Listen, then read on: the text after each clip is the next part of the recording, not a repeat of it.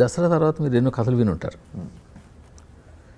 అంటే ఇందాకనే అనుకున్నట్టుగా మళ్ళీ అరే ఇంకా అంత మించిన కథ ఏది కావాలి, అంత మించిన కథ ఏది కావాలని చాలామంది మీ దగ్గరికి వచ్చుంటారు. మీరు కూడా ఈ కథ వచ్చినప్పుడు దీన్ని పికప్ చేయడానికి ఏంటి అసలు కోర్ రీజన్?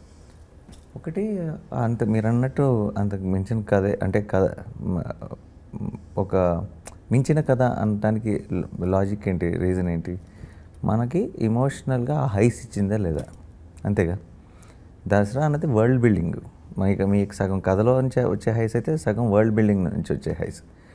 ఇది సిచ్యువేషన్స్ అండ్ ఎమోషన్ నుంచి వచ్చే హైస్. సో నాకు ఆ కథ విన్నప్పుడు నరేషన్ నాకు అంతకు మించిన హై ఇచ్చింది. అండ్ ఐ థాట్ ఇప్పుడు అలాంటి సినిమా తర్వాత ఇలాంటి సినిమా చేయడం ఒక చాలా రిఫ్రెషింగ్ అనిపిస్తుంది. ఇప్పుడు ఒకే సంవత్సరం మార్చి 30 కథ వచ్చింది. ఇదే సంవత్సరంలో నన్ను ఇలాంటి ఒక బ్యూటిఫుల్ కథలో ఇలాంటి కంప్లీట్ ఆపోజిట్ జానర్లో చూస్తే చాలా కొత్తగా అనిపిస్తుంది. ఒకే సంవత్సరంలో ఒక యాక్టర్ ఈ కాంట్రాస్ట్ ఫిల్మ్స్ అండ్ దానికి తగ్గ కథ దొరికినప్పుడు ఇంకెందుకు ఆలస్యం అనిపించింది. మీరు మీతో సమానమైన ఎమోషన్స్, స్కిన్ ప్రెజెన్స్ ఆ పాప చాలా కేరా బాగా అద్భుతంగా పండించినట్టు కనిపిస్తుంది.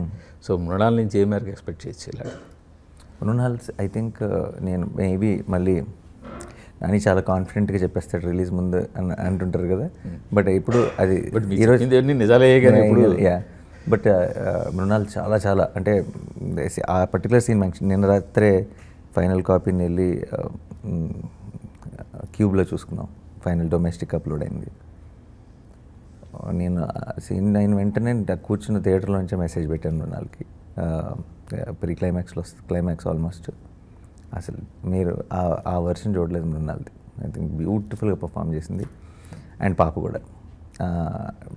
మనం చైల్డ్ ఆర్టిస్టులు అంటే జనరల్గా కొంచెం మన సినిమాల్లో ఏమవుతుందంటే అప్పుడప్పుడు పిల్లల్ని కొంచెం పెద్దోళ్ళలాగా మాట్లాడిస్తారు, లేదంటే వాళ్ళ ఏజ్కి మించిన డైలాగ్స్ ఇస్తారు. పిల్లలు కూడా కొంచెం చైల్డ్ ఆర్టిస్టులాగా యాక్ట్ చేస్తారు. ఏమీ లేకుండా మీరు సినిమాలో నిజంగా వాడు విరాజ్ వాడి కూతురుని మాత్రమే చూస్తారు. అంత బాగా పర్ఫామ్ చేసింది. సో వాళ్ళిద్దరికీ మీరు ఎలాగో సినిమా చూసిన తర్వాత మీ రివ్యూలు, మీ ఒపీనియన్లు మీరు చెప్తారు కాదు. రిలీజ్ ముందు కనుక చెప్పాల్సి వస్తే it's one of the best performances of this year. మీ ముగ్గురు కాకుండా ఇంకా ఎవరు కీలక పాత్రలు మీ ఎవరి మీద ఉంటుంది సినిమా? ఇంకేమైనా ఉంటుందా? ఈ ముగ్గురు అంటే చాలామంది ఉన్నారండి, బోల్డ్ ఎంతమంది పర్ఫార్మర్స్ ఉన్నారు. ఇప్పుడు జయరామ్ గారు ఉన్నారు, ప్రియదర్శి ఉన్నాడు, ఇలా రకరకాల పాత్రలు ఉన్నాయి. కానీ కోర్ కథ ఈ ముగ్గురు గురించి. ఇప్పుడు శృతి ఉంది ఒక పాటకి, శృతి హాసన్. అండ్ ఇంకొక చిన్న సర్ప్రైజ్ యాక్టర్ ఉన్నారు. రివీల్ చేయకూడదని ఇప్పుడు దాకా ఆబ్వియస్లీ వీడింటారు. యా.